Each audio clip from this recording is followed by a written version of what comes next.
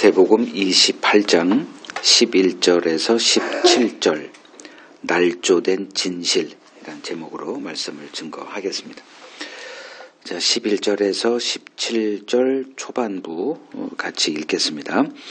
여자들이 갈 때 경비병 중 몇이 성에 들어가 모든 된 일을 대제사장들에게 알리니 그들이 장로들과 함께 모여 의논하고 군인들에게 돈을 많이 주며 이르되 너희는 말하기를 그의 제자들이 밤에 와서 우리가 잘 때에 그를 도둑질하여 갔다 하라. 만일 이 말이 총독에게 들리면 우리가 권하여 너희로 근심하지 않게 하리라 하니 군인들이 돈을 받고 가르친 대로 하였으니 이 말이 오늘날까지 유대인들 가운데 두루 퍼지니라. 11 제자가 갈릴리에 가서 예수께서 지시하신 산에 이르러 예수를 배우고 경배하나. 이 세상은 어떤 곳인가? 우리가 태어나 살아가는 이 세상이 어떤 곳인지 알아야 하늘의 부르심을 받고 걸어가야 될 그 길, 이게 솔직히 애매하거든요. 이 길이 있는데 이 세상 길이 나오래요. 그리고 전혀 가보지도 않고 보지도 않는 그 길을 걸어가라고 말씀하시잖아요. 이 세상이 어떤 곳이냐? 가 이제 십자가를 통해서 이제 입증이 됩니다. 이 세상은 예수를 용납하지 않는 곳입니다. 그 증거물이 이제 십자가입니다. 이 세상은 예수를 십자가에 못 박아 죽여버립니다. 그 십자가는 예수의 종말이죠. 인간 역사에서 예수를 지워버린 사건입니다. 이렇게 예수는 인간 기억에서 이제 지워져 버림 받습니다. 그것이 이제 예수의 무덤으로 상징되는 거죠. 그런데 3일 후 하나님이 또 이러한 인간 세상에 개입하시죠. 무덤에 있는 예수를 다시 끄집어내서 하나님의 역사가 끝나지 않아서 라고 하십니다.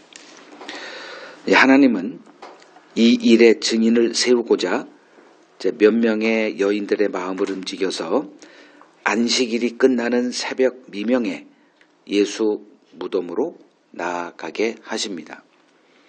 그때 그 장소에서 예수 부활을 목도합니다. 그곳에 있었고 또 그것을 보았기에 예수 부활의 증인이 된 것이죠. 이제 그 여인들 말고 이 장면을 목격한 또 다른 증인들이 있죠. 예수 무덤을 3일 동안 지키고 감시하고 있던 경비병들이었습니다. 이들 역시 그때 그곳에 있었기에 싫든 좋든 그들의 의지와 상관없이 예수 부활의 증인이 된 것입니다. 그러나 한 부류는 이를 그대로 증언했고 다른 한 부류, 즉 경비병들은 그들이 본 것을 날조하여 다른 진실을 퍼뜨리는 일에 도구가 되어버립니다. 날조란 단어를 많이 쓸 거예요, 오늘. 날조란 사실이 아닌 것을 사실인 것처럼 꾸미는 일을 말하죠. 자, 11절을 보면 이제 경비병 중 모두가 다 간 게 아니라 보니까 몇이 이제 대제사장들에게 가서 자신들이 그때 본 것을 이제 보고합니다. 그런데 이들의 말을 전해 들은 대제사장들이 이게 깜짝 놀란 거잖아요. 이거 벌어지면 안 되는 일이 이제 벌어진 겁니다. 그래서 긴급히 이제 회의를 또 소집해요. 그래서 이걸 어떻게 해야 되지? 야, 없어졌대. 그들이 우려했던 일이 이제 벌어졌기 때문입니다. 마태복음 27장 끝부분에 예수가 죽고 나서 이들이 한 일이 있죠. 이제 마지막 마무리를 해야 돼요. 그들에게 들린 소문은 예수가 여러 차례 자신이 죽은 후 사흘 후에 다시 살아날 거야 이런 얘기를 하고 돌아다녔다는 것을 이들이 알고 있었죠. 그래서 그 권한을 갖고 있는 빌라도에게 가서 이 무덤을 지키라. 이놈들이 또 무슨 수작을 벌일지 모른다. 그렇게 했는데 3일 후 새벽에 그 무덤을 지키던 경비병들이 와서 없어졌어요. 이 보고를 이제 하고 이들은 그걸 듣게 된 거죠. 자, 그들에게서 이제 새벽에 벌어진 일을 뭐 다 들었겠죠. 왜냐면 이 사람들도 이 책임을 모면해야 되니까. 갑자기 지진이 났습니다. 그리고 하늘에서 천사가 내려왔어요. 그 천사가 그냥 그 무거운 돌을 그냥 확 이렇게 밀어제게 돼요. 그리고 이거 우리가 그냥 기절해가지고 있다가 막 보니 무덤에 봤겠죠. 그럼 무덤에 없어졌어 뭐 이렇게 보고를 하지 않았겠어요? 근데 이들의 관심은 천사고 지진이고 아무 관심 없는 거죠. 시신이 없어졌어? 이거 하나예요. 그 시체가 사라졌다는 소문이 이게 퍼지면 이들이 그 예상했던 밀란이 벌어지는 것은 뻔한 일이죠. 결국 그들은 이제 이 사실을 은폐하기로 결론 내고 이제 경비병들에게 이제 많은 돈을 줬다니까 거액의 돈을 제시한 거죠. 그들이 본 것이 아닌 다른 소문을 퍼뜨리라 요구를 합니다.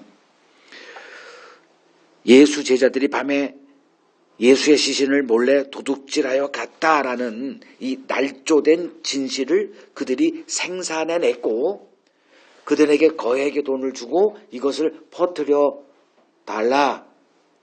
이게 오늘 그 예수님의 십자가 이후 벌어진 부활 가운데 그 부활을 대하는 이 세상의 대응 방식입니다. 그리고 빌라도 총독이 또 이걸 또 알게 되면 이들이 제재를 또 피해를 받을 거 아니에요. 잘리든지 태형을 받든지. 그러니까 우리가 잘 말해줄 테니까 염려하지 마. 이렇게 다짐을 하고 위로하고 돈도 주고 이제 이런 거예요. 자, 이 경비병들 앞에 이제 두 선택지가 있죠. 뻔한 거죠. 하나는 그 뇌물을 거부하고 본 것을 그대로 이야기하는 거죠. 혹은 그 돈을 챙기고 그들이 하라고 하는 것을 하는 거짓 증인이 되는 것입니다. 근데 오늘 본문에서처럼 이들은 후자를 선택합니다. 돈 받고 나가서 대제사장들이 요구한 시체가 도둑맞았다는 거짓 정보를 퍼뜨립니다.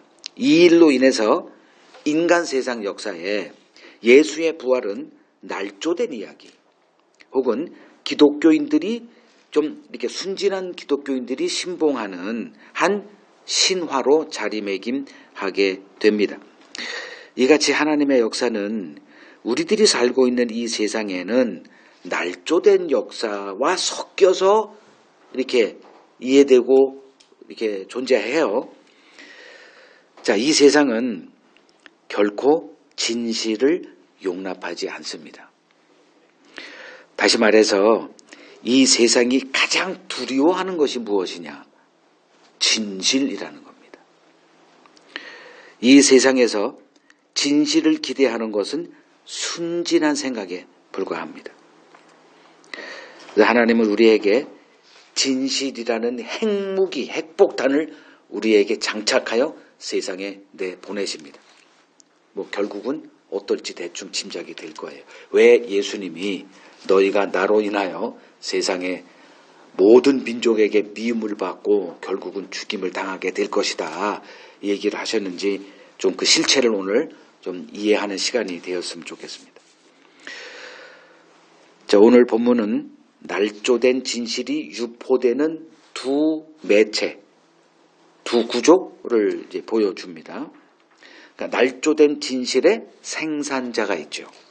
대제사장들입니다. 요거를 우리가 이해하기 좋게는 권력자, 기득권자 이렇게 보시면 됩니다. 그 이를 전파하는 매개체가 있어요. 경비병들이죠. 그것을 흔히 이제 언론이라고 이렇게 얘기합니다. 자, 대제사장들이 이제 날조된 진실을 생산해낸 이유는 간단하죠. 진실을 덮기 위해서예요. 진실이 그들에겐 공포 자체였기 때문입니다. 이 세상은 기득권자들과 그들의 지배를 받는 피지배자들로 구성되어 존재합니다. 앞으로도 그럴 거고요. 자, 기득권자들이 세상을 지배하는 수단은 이제 답은 나왔죠. 날조된 진실입니다. 그들에게 진실은 늘 공포 그 자체예요. 그래서 진실이 유포되는 순간 그들의 실체가 폭로되어 한순간에 그들이 평생 쌓아놨던 모든 것들을 다 잃어버립니다. 그래서 이들은 어떤 수단을 동원해서든 진실을 날조된 진실로 대체해버리는 일에 매진합니다. 그 비용도 뭐 비싸죠. 이것이 그들이 이 세상에서 왕노릇하며 사는 동력이라 말할 수 있습니다. 자, 그 요새 뭐 우리는 계엄 전국을 경험하고 있죠. 계엄이 12월 3일 벌어졌으니 어느덧 5개월, 6개월, 뭐 한 5, 6개월 지금 지나 반년을 이제 그걸 걷고 있는데, 이걸 한번 좀 이렇게 비유로 보면은 이제 우리들이 그 다른 복음에 이제 그 얘기를 하려고 해요. 근데 그거를 잘 이해가 안 되니까 그 교회 다니는 사람이 다른 복음에 대한 걸 잘 몰라요. 그게 뭐야? 이게 그만큼 이제 순진한 거죠. 그럼 이제 요거를 통해서 좀 더 이렇게 쉽게 이해할 수 있지 않을까 해서 좀 언급을 합니다. 자, 윤석열이 내란을 일으킨 이유가 뭐라고 생각하세요? 진실을 덮기 위해서입니다.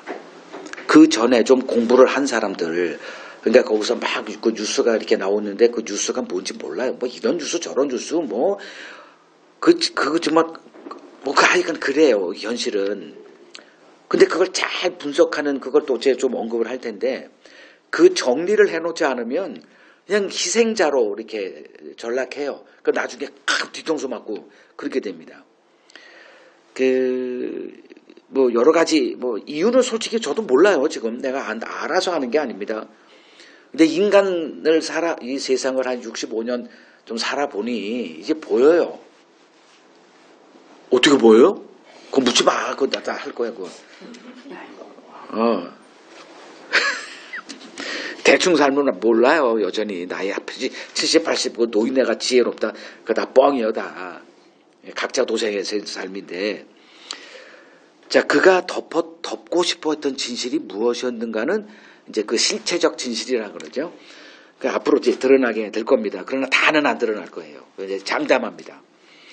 자, 내란이 성공했더라면 그가 그렇게 감추고 싶어 했던 진실은 영원히 감추어졌을 거예요. 우리는 그런 시대를 살아갔을 것이고, 다행히 내란은 실패로 끝났습니다. 이 내란 계획에 사회 각 분야에 이제 어떤 이들이 연루되어 있는지 이제 새 정부가 들어서면 그 실체 파악의 작업이 이제 진행될 것입니다. 그러니까 내란 수계, 그리고 내란 중요 가담자들, 그리고 여전히 그 실체가 감추어져 있는 그 연루된 그 세력들, 그들이 지금 하고 있는 일이 뭐죠? 목숨을 걸고 그 진실을 은폐하고 날조하는 일에 지금 잠도 안 자고 하고 있는 거예요. 그걸 지금 우리가 목도하고 있는 거예요. 기기현 판사, 와, 참. 하나의 괴물이 또 등장을 했죠. 그 사람으로 인해서 이거 뭐지? 아니 그래도 마지막 보루라 하는 뭐야, 사법부? 이거 도대체 이거 뭐야 이거. 우리나라 민주주의가 그래도 제가 아는 대한민국은 이 아시아 전체에서 최고의 민주주의를 수립한 나라예요. 그 뿌리가 얼마나 깊은지 도무지 알 길이 없어요. 그 TV로 생중계된 이제 대통령 탄핵 재판 과정을 다 지켜봤죠. 그 장면을 한마디로 말하면 거짓, 조작, 날조가 그냥 풍년이에요. 그거밖에 없어 그냥. 그러니까 내란이 벌어졌는데도 주요 언론 매체들은 지금 말해요. 지금 마치 언제 내란이 있었냐는 식이에요. 그냥 예능 프로들의 천국입니다. 그 내란 주동자들은 뭘 가장 먼저 하냐면 이건 공식이에요. 언론부터 장악합니다. 근데 이번 내란은 신기하게도 어떤 언론사 또 장악하지 않았어요. 제가 또 이렇게 보는 거는 언론사들의 주요 인물들도 다 연루되어 있지 않았을까 의심을 하고 있다. 요 정도만 할게요. 자, 열흘 후면 이제 새 대통령이 선출됩니다. 이제 벌써 이제 이제 대선 이렇게 하고 있잖아요. 유세하고 또 토론회도 하고 이제 전 국민이 지켜보는 이제 3번의 토론회 이제 2번 했고 이제 한 번 또 다음 주 화요일 날 있죠. 그러니까 전 국민이 지켜보는 대선 TV 토론회 이걸 다 보고 싶은 사람은 아무도 없을 거한 5분 정도 지나면 승질이 나기 시작합니다. 지금 이걸 왜 해? 그래서 이제 여론조사가 또 지금 날뛰고 있죠. 그러니까 여론조사가 그래도 좀 믿어야 되는 거 아니야? 통계인데 이건 과학인데 수학의 영역이고 근데 그것도 뻥이구나. 이거를 실체적 진실이 또 드러난 게 명태균이란 이 구국의 영웅이 등장한 거야. 이것도 다 날조가 되네. 그걸 어떻게 보는지 그거는 웬만한 사람은 다 알고 있을 거예요. 이제 여론조사도 이렇게 봐야 된다. 그게 좀 쉽지 않아요. 그거 나중에 좀 얘기하고요. 자,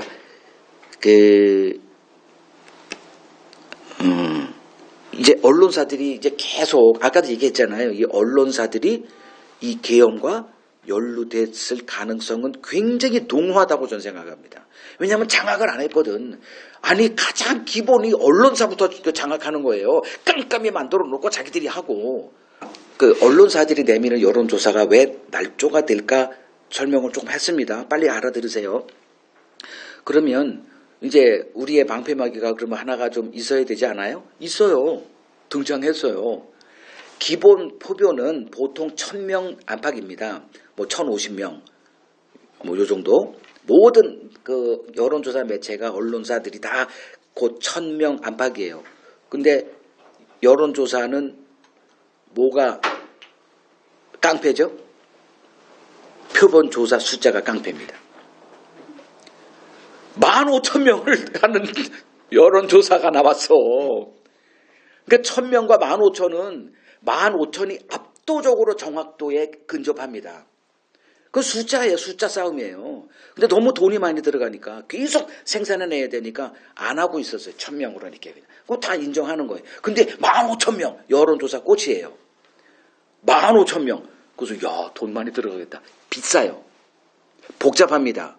자, 진실이 뭔가를 좀 이렇게 근접해 가고 있어요. 지난 총선에 모든 여론들이 다 민주당 참패를 예상했어요. 여론조사가 다 그렇게 얘기했어요. 그러니까 민주당이고 이재명 대표고 아주 그냥 힘이 빠져가지고 그러다가 전화했대죠. 어디다? 여론조사 곳에다. 아닙니다. 다 가짜니까 우리만 믿으세요. 그래가지고 결과를 딱 열어봤더니 민주당이 압승했어요. 그러니까 여론조사 꽃, 즉 통계 숫자를 많이 할수록 이건 압도적 진실에 가깝다. 그리고 지금도 그냥 그렇게 하고 있어요. 근데 기존 매체에서 여론조사 꽃이라고 하는 그 매체를 인정하지 않죠. 그러니까 할 수 없어요. 찾아 들어갈 볼 수밖에 없어. 시간 내서. 거기서 이제 외치는 구호가 있죠. 비싼 게 정확하다. 이걸 항상 해. 나는 공감해요. 원리는 똑같기 때문에 그래요. 자, 가짜 뉴스 생산자가 있고 이를 퍼나르는 매체가 있습니다. 이걸 서로 한 몸이다 이렇게 얘기합니다. 한 몸통이다 이렇게 얘기를 해요. 계시록 13장에서 이 구조를 말해주죠. 첫 번째가 이제 바다에서 올라오는 한 짐승이 등장을 해요. 그리고 두 번째 짐승이 땅에서 올라오는 한 짐승이 등장을 해요. 요게 뭐냐 하면 그 중간 매체예요. 그거를 교회다 혹은 목사들이다. 이렇게 보시면 됩니다. 구약의 이스라엘 역사에서 볼 수 있듯이 거짓 선지자들이 하나님이 보낸 선지자들의 수를 압도합니다. 그 열왕기상 22장에서만 그냥 비근한 예로 그 아합의 옆에서 궁중 선지자들, 그걸 어용 선지자, 어용 목사들이죠. 400명의 압도적인 숫자를 갖고 내가 지금 이 전쟁에 나가면 이길지 하나님께 물어봐. 하나님께 물어봤더니 이 400명이 일치된 딱 똑같은 얘기를 해요. 완승합니다. 이번 대선에 대통령이 됩니다. 누구가 돼? 명태균 같은 자들이죠. 다 주설과 관련 자들이에요. 그 다음에 한 사람이 있어. 미가야라는 한 명 400대 1입니다. 그 엘리야 때도 그때 뭐 바알 선지자 800대 1이죠. 여기도 400대 1이야.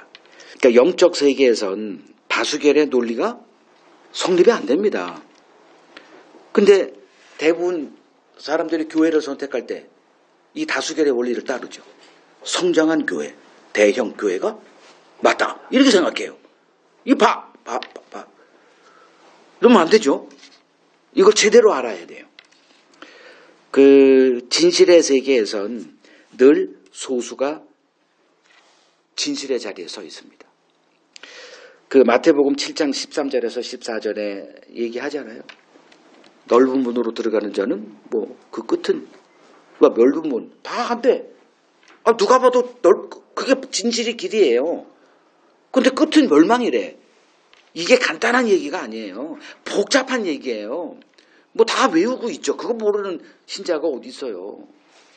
그 좁은 길은 아무도 안 가. 우리 뭐 어제 등산하면서 넓은 길 갈까요? 좁은 길. 우리는 좁은 길. 그리고 즐겼지. 이런 간단한 게 아니요.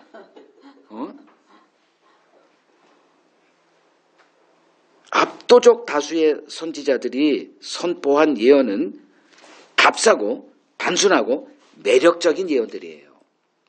반면에 하나님이 보낸 예언자의 예언은 비싸고 복잡하고 고통이 수반되는 예언들입니다. 이걸 제가 반복할게요. 자, 영의 세계엔 늘 거짓을 예언하는 거짓 선지자들의 수가 압도적입니다. 자, 이들의 정체가 뭘까? 그거 다 성경이 말해줘요. 그 하나님의 회의에 초대받은 적이 없는 자다 이렇게 얘기를 해요. 이게 그 예레미야 23장 뭐 14장 거기에 이렇게 표현해. 여호와의 회의에 초대받지 못한 자. 하나님이 초대하나? 이걸 이해를 잘해야 돼요. 이 어휘가 하나님의 어법을 이해 못하면 하나도 이해 못하는 거예요. 사람과 처음에 만나서 대화할 때 처음엔 좀 뭔 말인지 이해 안 될 때가 있어요. 어떤 사람이 쓴 책, 이걸 어떤 사람이 쓴 이렇게 읽을 때 처음 직면한 책은 좀 이상해요. 왜냐하면 그 사람의 어법이 있거든. 뭔지 잘 모르겠어. 근데 그 사람의 좀 인내하고 좀 이렇게 하다 보면 그 사람의 어법을 이해하게 될 때는 술술 읽혀집니다. 그러니까 이제 하나님의 어법이 성경이잖아요. 하나님이 이런 식으로 소통하시는 분이구나. 복잡해요. 다 비쌉니다. 다 피값으로 쓰여진 거예요. 그리고 그걸 제대로 알았을 때는 이거 못 받아들여요. 이게 진리입니다. 그들이 누구냐? 하나님의 회의에 참여해 본 적이 없는 자들, 즉 자가 드러난 자들, 자칭 선지자라. 계시록에 나오잖아요. 자칭 선지자라는 이세벨 뭐 이런 거. 자력으로 성장한 자들. 그리고 다 나 하나님의 부름 받았어. 다 이렇게 얘기를 해요. 그래서 필요한 게 뭐다? 분별이라는 거예요. 다 성경 들고 얘기해요. 다 나 하나님의 소명 받았다 그러고, 다 영적 체험이 있다 그러고, 다 뭐 복음 얘기하고, 다 성령 얘기하고, 똑같아요. 그래서 필요한 게 뭐다? 분별이라는 거예요. 분별. 그러니까 이제 뭐 선지자들이 쏟아져 나와요. 이래라 저래라. 뭐 예레미야 같은 경우는 유대 멸망 그 시점에 또 그 부름 받았으니 좀 불행한 선지자라고 할 수 있는데 뭐 어찌네 뭐 하니까 부름 받았어. 안 하겠다고 하는 애를 어떻게 세워가지고 해요. 그리고서 하는 얘기는 다 듣기 싫은 얘기예요. 우리가 멸망한다. 살 길이 없냐? 없어. 그냥 망해. 우리는 망해야 돼. 재수없는 소리하고. 그리고 거짓 선지자라도 맨날 의도 터지고. 뭐 그러다가 결국은 그가 한 말대로 벌어졌잖아요. 그렇다는 거예요, 진리는. 그래서 이러한 날조된 진실, 이걸 다른 복음이라고 표현하죠. 날조된 진실이 교회를 장악하고 있는 이 현실 앞에서 영분별, 즉 영적 감별 실력은 선택이 아니라 필수라는 것을 기억하시기 바랍니다. 이 세상의 진실은 설 자리가 없습니다. 자, 계엄이 진압된 후에 이 일에 가담한 자들을 단죄하고 이제 좀 새 나라를 또 세워야 한다는 열망이 높은 게 사실이죠.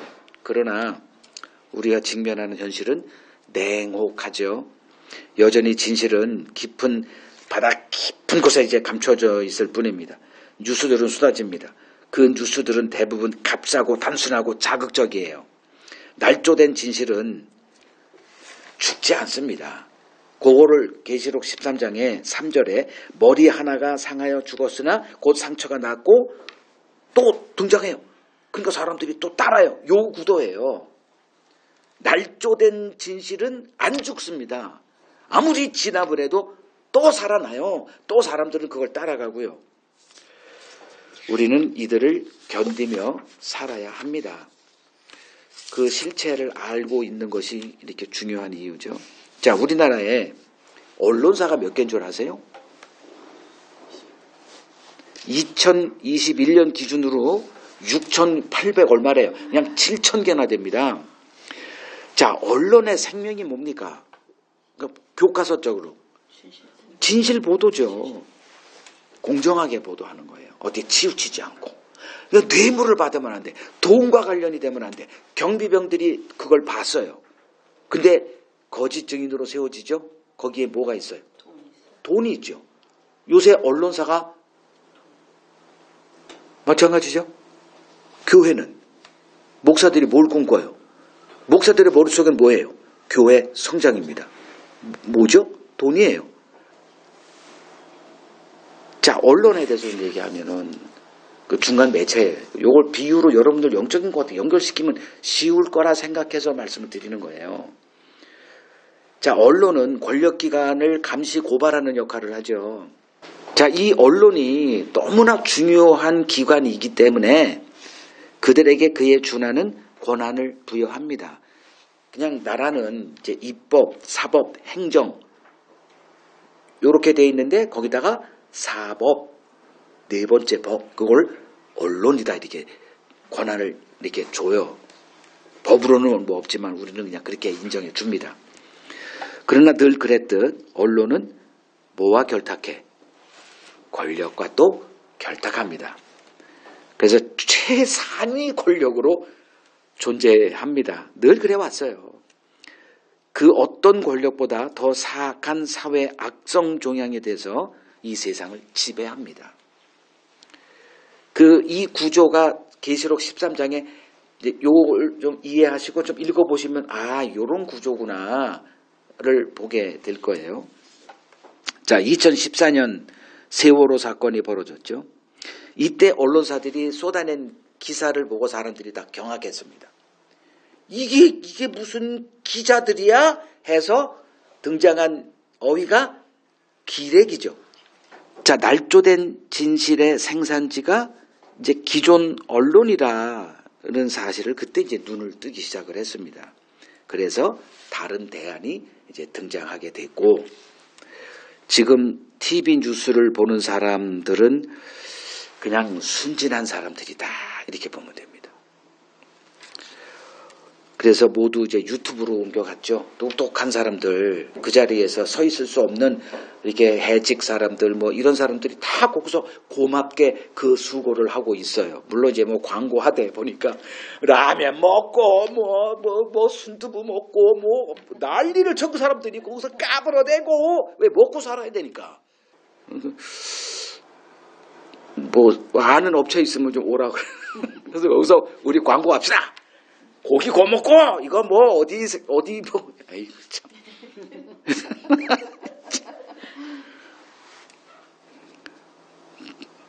자, 지금 시대는 이제 AI의 초입 시대다 이렇게 얘기를 하잖아요. 한 10년 후에는 우리가 상상해 보지 못한, 경험해 보지 못한 이제 새로운 정보 시대를 우리가 경험하게 될 겁니다. 자, 이 시대에 가장 중요한 일이 뭐냐 하면 거짓 정보를 색출해내는 이 작업이에요. 이거 오늘 조금 아까 다 얘기했잖아요. 제가 뭐 한 3, 40분 얘기한 것 같은데 가장 어려운 일이 그거예요. 이거 진실을 알 수가 없어. 우리가 뭐 생계를 포기하고 뭐 기자가 됩니까? 그러니까 이게 쪼가리 이렇게, 그래서 그걸 제가 좀 이따 말씀드릴 텐데, 이걸 얘기한 사람이 바로 유발 하라리라는 이제 학자예요. 그 넥서스라는 책에서 이제 그런 얘기를 아주 이렇게 경고를 하고 있습니다. 자, AI가 지배할 세상에서 정보의 주관자는 인간이 아니에요. 여태까지 인간이 주도하고 통제할 수 있다 자부했지만 이제 안 돼요. 이제 통제하는 자는 알고리즘입니다. 거기다 맡긴 거예요. 인간이 너무 복잡하고 할 수가 없어. 그냥 맡긴 거예요. 근데 인간의 통제를 벗어난 시대가 올 거라니까요.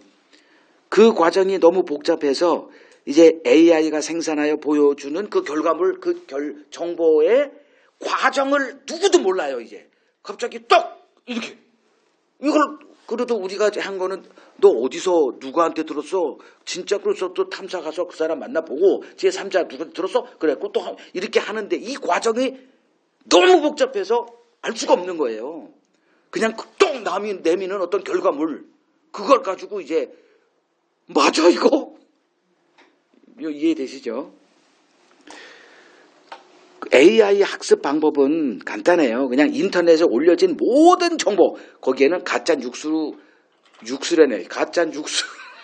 냉면, 가짜 뉴스가. 그럼 뭐 더 많잖아요, 사실은. 이걸 다 하는 거예요. 24시간 쉬지도 않고. 그래서 그 정보는 기만적일 수밖에 없다. 거짓말을 한다는 거죠. 걔가 의도적인 게 아니라 그렇게 구도를 만들어 놨어, 우리가. 나쁜 정보를 많이 집어넣고 같이 섞어 찌개를 하는데 거기서 순수한 순두부찌개가 나올 수가 없잖아요. 그 극단적 편리함과 효율성을 추구한 결과 이제 우리가 그 혹독한 대가를 직면해야만 합니다. 저는 인간 종말은 그 아이러니하게도 인간 최고의 발명품인 AI에 의해서 진행되지 않을까 싶습니다. 자, 날조된 진실이 판치는 세상에서 이제 거짓과 진실을 분별 그 기준을 이제 이 유발 하라리 이 사람이 이제 제시를 했죠. 간단하게 얘기할게요. 거짓은 첫 번째 값이 쌉니다. 그냥 생각나는 대로 그냥 지어내면 돼. 두 번째 단순해요. 단순함이 길들여지면 폭력적으로 갑니다. 이분밖에 없어. 내 편, 네 편. 진짜 여러분 이거 단순함이라고 하는 거 이거 경계해야 돼요. 세 번째, 늘 자극적이고 매력적이에요. 반면에 진실은 첫 번째, 비싸요. 비싸면 정확하다. 이건 맞는 말이에요. 두 번째, 진실은 복잡합니다. 인간 세상은 단순하지 않아요. 세상은 절대 단순하지가 않습니다. 세 번째, 진실은 아프고 고통이 수반된다. 그래서 진실은 외면당한다. 아파요, 진실을. 진실이 드러나면 이 계엄 때 진실이 드러나면 아픈 사람이 누구게? 판사들, 언론사들, 검사들, 저쪽 국민의힘, 그리고 영부인? 오늘날 한국 사회는 두 진영으로 이거 너무 불행한 거예요. 촛불 태극기. 뭐 어쩔 수 없는 현실이니까 얘기하는 거예요. 싫든 좋든 우리는 이런 현실을 견디며 살아가야 합니다. 가족, 친구, 교인들조차 그냥 갈라져 있어요. 얘기하면 깨지니까 서로 그 얘기만 하면 고개를 돌려버립니다. 이렇게 설교해서는 안 돼요, 목사가. 목회를 하려면 저같이 설교하면 안 됩니다. 그래서 교회가 잠잠한 거예요. 자, 이런 그 두 진영의 현상은 여러분 이 용어 알 거예요. 확증 편향. 서로 갈라져서 이미 안 돼요. 그 확증 편향이란 자신의 신념과 일치하는 정보만을 선택적으로 받아들이고 이에 반하는 정보는 무시하는 인지적 편향성을 얘기를 해요. 그러니까 이게 점점 심화되죠. 이걸 어떻게 통합하지? 대통령은 통합해야 돼요. 통합시켜야만 됩니다. 그래야 나라가 발전이 됩니다. 이쪽만 쓰면 안 돼요. 그래서 저는 이 국민 통합을 이뤄야 할 대통령을 이제 3D 업종보다 하나 더 3D가 뭔지 알아요? 더티도 있고 덴저러스도 있고 디피컬트 요거 있죠. 어렵고 더럽고 3D 업종에 하나 더 4D가 나와요. Death. 죽어야 돼요. 이쪽도 에서 미움받고 저쪽에서 미움받아야 돼요. 어쩔 길이 없어요. 통합하려면 그래요. 이쪽에 있는 사람들은 저거를 그냥 쌍그리 응징해야 된다는 분노가 있고 이쪽도 마찬가지예요. 그러한 분노를 잠재워야 돼요. 순화시키고 인품으로 이렇게 하면 이런 사이다가 아니었네, 쏘갔네, 또 생채기를 낼 것이고 이쪽도 그러고 저쪽 아마 난도질 될 거예요. 누가 대통령이 되든. 4D 업종 종사자로 저는 보여집니다. 그래서 이런 면에서 저는 정치인을 존경합니다. 누군가는 해야만 하기 때문에 그렇습니다. 영의 세계 역시 예외가 아니죠. 복음이 있고 다른 복음이 있습니다. 진실이 있고 날조된 진실이 있듯이 복음이 있고 다른 복음이 있어요. 다른 복음이란 바로 날조된 복음을 말합니다. 다른 복음의 실체에 전혀 알지 못하는 신자들이 의외로 수두룩합니다. 다른 복음이 있다는 것조차 모르는 사람이 또 엄청나요. 그게 뭐야? 이래요. 자, 하늘의 부르심을 받은 신자에게 이 영분별은 선택이 아니라 필수. 계속 반복합니다. 다른 복음은 현실이에요. 다른 복음의 공급자가 있죠. 누구죠? 마귀죠. 마태복음 13장 24절에서 30절의 그 가라지 비유. 그 하나님은 좋은 씨를 뿌려요. 그러니까 좋은 씨인 그 열매가 있어야 되는데 알곡이 있어야 되는데 제자들이 자고 일어나 보니 가라지가 등장했어? 누가 이런 걸로 했을까요? 야, 악한 자가 와서 나쁜 씨를 뿌렸다. 그 가라지 뿌렸더라. 요거예요. 나쁜 씨를 뿌리는 자가 있어요. 이게 현실이에요. 그리고 이를 전파하는 중간책들이 있죠. 바로 교회와 목사들입니다. 신약의 모든 교회들의 이 다른 복음이란 씨앗이 계속 심어집니다. 그래서 이 사도 바울이 한 일이 뭐냐 하면 이걸 뽑아낼 수는 없고 뽑지 말라 그랬으니까 예수님도 그 역할이 있으니까 그런 거예요. 그거를 입증하는 거. 다시 돌아와 제발. 그거예요. 그래서 신약 사도행전 이후에 쓰여진 그 서신서들 계시록까지 다 뭐냐 한마디로 다른 복음 분별하는 기준을 보여주는 책들 이렇게 보시면 돼요. 뭐 우리는 단순하고 간단하고 값싸고 이런 걸 이제 좋아하죠. 뭐 교회 오시면 이렇게 예수 믿으면 천국 가십니다. 그것만 가지고 좀 애매한 것 같아. 그럼 교회 와서 열심히 좀 신앙생활 하시고 뭐 장로도 되시고 전도도 하시고 저 세계적으로 교회도 좀 세우시고 그러면 좀 든든하죠. 요런 거 요거 값싸고 단순하고 달콤한. 그런데 그것이 아니고 뭐 이렇게 하면은 어려워. 이거 뭔 소리. 제 설교를 뭔 소리라는 거야. 복잡하니까 그래요. 그 자체가 그래요. 근데 눈을 열어서 이제 하나님이 찾아와서 우리를 이렇게 하죠. 아까 처음에 얘기했듯이 어떤 여인들을 그러니까 예수님이 부활하실 거예요. 근데 그 부활한 예수의 부활을 천사가 전합니까? 안 하죠. 우리더러 하라고 하는 거예요. 우리더러. 그래서 그 어떤 여인들의 마음을 움직여서 그날 아침에 꼭 새벽에 또 가게 만들어. 우리 쪽으로 볼 때는 어떤 여인이 있었어.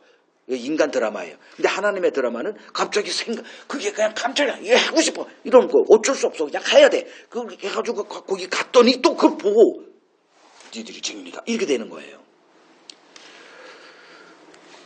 봤기에 봤으니까 말하는 거예요. 자, 제 개인적인 얘기를 말씀드릴게요.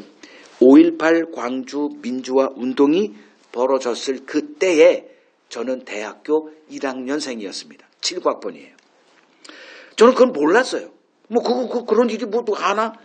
그냥 지방에서 저는 해가지고 서울까지 2시간씩 그냥 전철 타고 다녔어요. 그냥 다니고, 거기서 수강 가고, 쫓아다니면서 이렇게 하고 있는데 어느 날, 동아리 모임이 있다길래 거기 가서 그냥 그곳에 그때 있었죠.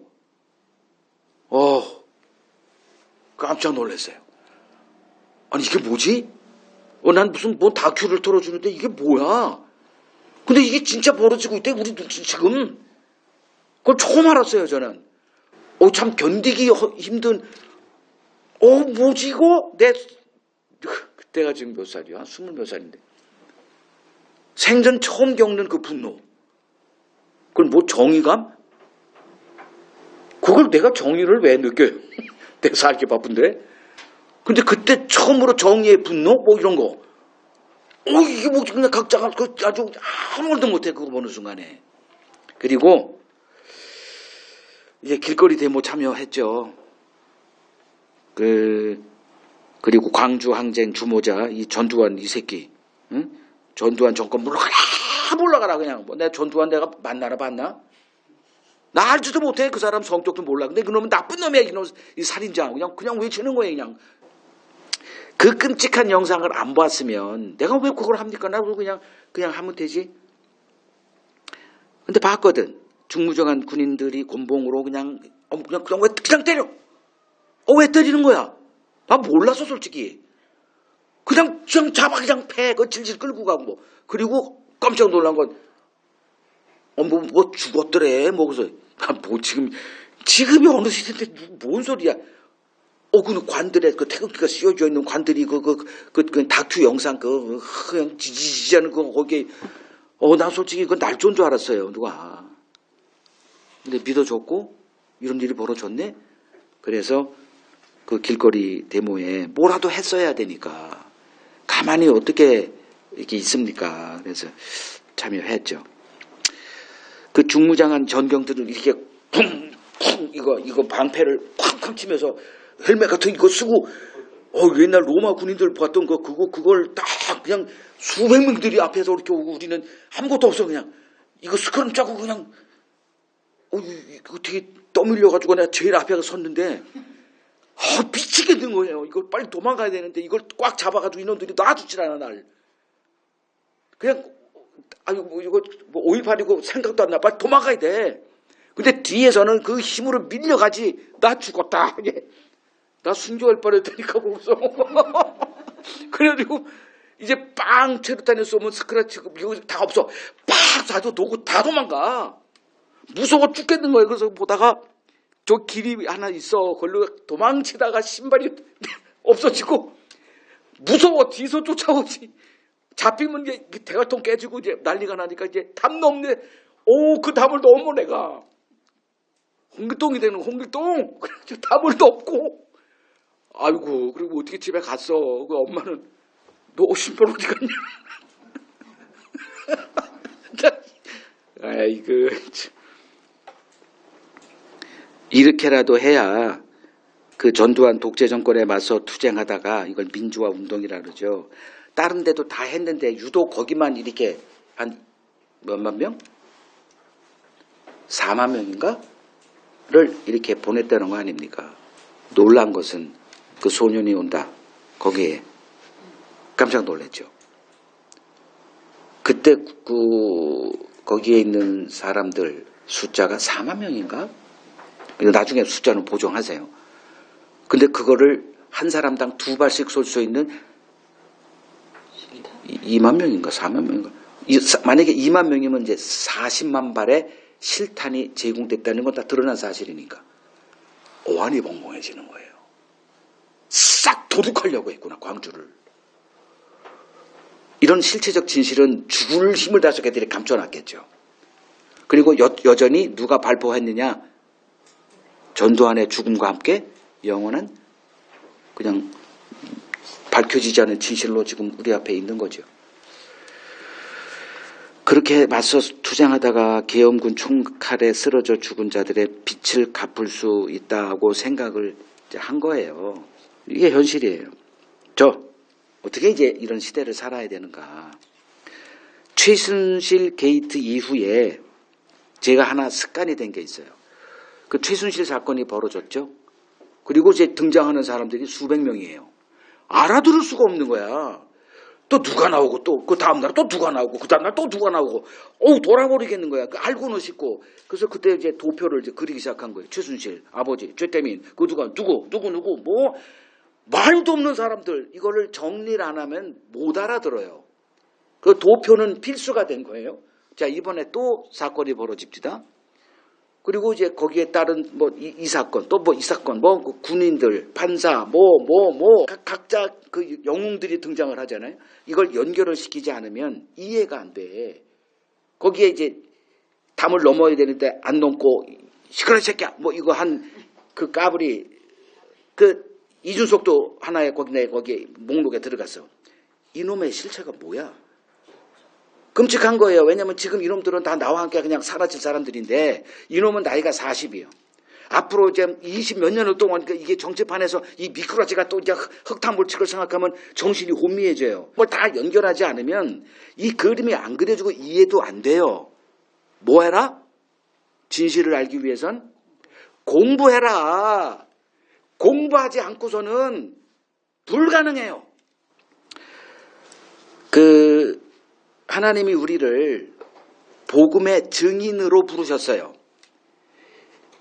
그리고 그 자리에 있게 해야 합니다. 이 말씀의 세계를 보다 보면 그 십자가 현장으로 우리를 이끌어서 보게 해요. 그 무덤이 열리는 광경 우리가 보게 해요. 봤어요. 우리는. 난 그 자리에 없었는데 그럼 관두세요. 하지 마세요. 난 봤거든. 얘기하지 않을 수 없어요. 그러다 보니까 이 실체를 알고 싶어.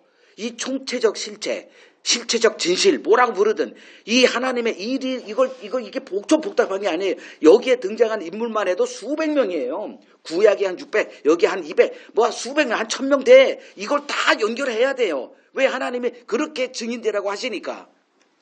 자, 왜 사람들이 복음의 증인이 안 될까요? 왠 줄 아세요? 일주일에 한 번 설교 듣고 땡이니까 정리를 안 해요. 도표를 안 만들어요. 제가 아까 최순실 이거 할 때 도표 만든다는 얘기 괜히 한 게 아니거든요. 도표는 반드시 등장해요. 여러분 역사 공부해 봤잖아요. 이 세상 서구 역사, 우리나라 역사, 조선시대, 고려시대 도표 그리지 않고 이게 이해가 되나요? 그래야 되거든. 절대 이렇게 해서는 복음의 증인 불가능합니다. 마태복음 13장 52절에 천국의 제자된 서기관들마다 뭐예요? 곳간에서 새 것과 옛 것을 꺼내오는 집 주인과 같다 그랬거든. 복잡한 거예요. 그냥 복음만 들고 나가는 게 아니에요. 옛 게 있고 새 것. 그 새 것을 가져온 것은 옛 것을 피하기 위함이다. 그러니까 이런 구조를 그냥 한 번 설교 듣고 주일날 한 번 듣고 멋있는 풍경 있고 오늘은 가정의 사랑에 대해서 오늘은 어린이날이니까 어린이 이런 주제로 이게 가능하다고 생각합니까? 이걸 바로 영적 나태함이다 이렇게 얘기하는 거예요. 이제 이거는 우리들의 힘으로 되는 게 아니고요. 아까 여인들을 하나님이 감동해서 끌고 가서 복음의 증인 되게 했다는 식으로 하나님이 우리를 도우세요. 약속돼 있거든. 다른 보혜사가 와서 너희를 모든 진리 가운데로 인도하실 것이다. 그럼 그렇게 되는 거예요. 그러면 이제 우리가 거기에 화답하는 거죠. 여기 있습니다. 나를 사용하옵소서. 나는 봤습니다. 그럼 뭐해? 말해야지. 말하려니까 할 게 없어. 그러니까 도표를 그리라고요. 도표를. 제발 좀. 이제 그 도표 그리는 작업 중에 또 하나가 이제 그 도표를 그린 자들의 내용이 사도행전이에요. 쉽게 표현하면. 여기서는 이제 맛보기로 이제 봤고요. 사복음서는 이제 그들이 성령이 임했죠. 약속대로 모든 진리 가운데로 되죠. 그 가만히 있나요? 거기서 그냥 바로 뭐 베드로 같은 경우는 바로 하는 사람도 있고, 그러니까 베드로는 별로 쓰임 못 받았어. 바울 같은 사람은 바로 깨닫게 한 다음에 눈이 벗겨지고 비늘이 벗겨진 다음에 그놈을 또 끌어가지고 고향 가서 정리해 임마 도표 그래요. 그로 인해서 신약의 3분의 1이 쓰여집니다. 3분의 2인가? 이렇게. 그에게 빚진 거예요, 우리가. 그가 수고해서 눈에 핏기가 서리고 빈혈이 일어나고 뭐 그래도 도표를 그린 거예요. 그리고 나서 이제 하나님이 그를 다시 안디옥으로 그 바나바를 통해서 또 끄집어와. 그리고 이제 전하라 이렇게 하는 거죠. 도표 그리는 작업은 필수다. 그냥 허접하게 뭐 몇 가지 해가지고 교회로 이끌어서 교회 부흥에 도움 주는 그 보험 뭐 업자는 될 수 있을지 몰라도 도표 그리시기 바랍니다. 자, 17절 이제 끝에 내가 읽을게요. 예수를 배웠고 경배하나 아직도 의심하는 자들이 있더라. 자, 제자들이 이제 부활하신 예수를 보고 경배했다 그러죠. 근데 모든 제자들이 다 그런 것도 아니야. 그 가운데 아직도 의심하는 자가 있습니다. 그 중에 하나가 누구죠? 도마죠. 그는 예수를 만나는 장소에 없었어요. 뭔 일이 있는지. 그 나중에 이제 제자들을 만났을 때 그들은 예수를 만났다 얘기하잖아요. 근데 안 봤으니 얘기할 게 없어요. 그러니까 뭔 소리야. 웃기지 마. 내가 그냥 그 뭐 손가락에 쑤셔보기 전에는 나 못 믿겠어. 그러자 이제 다시 예수님이 나타났습니다. 그리고 도마에게 만져봐라. 그래, 네가 원해도 쑤셔봐. 이렇게 되는 거예요. 그러면서 이제 믿음 없는 자가 되지 말고 이제 믿는 자가 되라라고 말씀하세요. 이때 도마가 엎드리죠.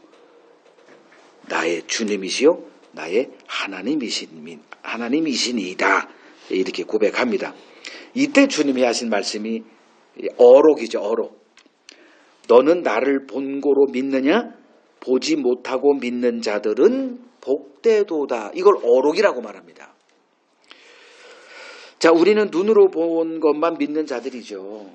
보여달라. 그러면 하겠다. 근데 하나님은 보여줬는데 네 거기에 있었는데 이렇게 되는 거예요. 그러니까 못 보는 거예요. 솔직히. 모르는 거예요. 그 증거를 보여주면 믿겠다고 우겨요. 그런데 예수를 보지도 못하고 믿는 자들이 복되다고 예수님은 선언 이제 하시죠. 그래서 믿음을 복된 선물이다. 이제 이렇게 말합니다. 그 베드로전서 1장 8절을 보면 예수를 너희가 보지 못하였으나 사랑하는도다. 이제도 보지 못하나 믿고 말할 수 없는 영광스러운 즐거움으로 기뻐하니 이렇게 말해요. 저는 이거를 누리고 있거든요. 진짜 예수님을 내 목숨보다 사랑합니다. 그분 증거하는 일이라면 모두 내 아내도 버리고 뛰어가요. 저는 그렇게 바뀌었어요. 이게 증인이라고 말합니다. 예수님을 정말 사랑해요. 미치도록 사랑해요. 그래서 예수님 어록이라는 책까지 내가 썼잖아요. 교보문고에 올라와 있어요. 교보 2부 해서 사시면 됩니다. 영원한 하나님의 나라도 있습니다. 또 뭐 있지? 하루 묵상, 그 365 묵상집도 하루 묵상으로 올라가 있어요. 교보문고, 예스24. 자, 우리는 예수를 본 적 없죠. 어떻게 생겼는지도 모릅니다. 그럼에도 우리는 예수를 온 마음으로 사랑합니다. 너무너무 사랑합니다. 이런 사람을 세상은 뭐라 그래요? 미친놈. 뭔 소리지? 미친놈 저런 왕터런 또라이가 있나? 그래, 또라이다 이 새끼.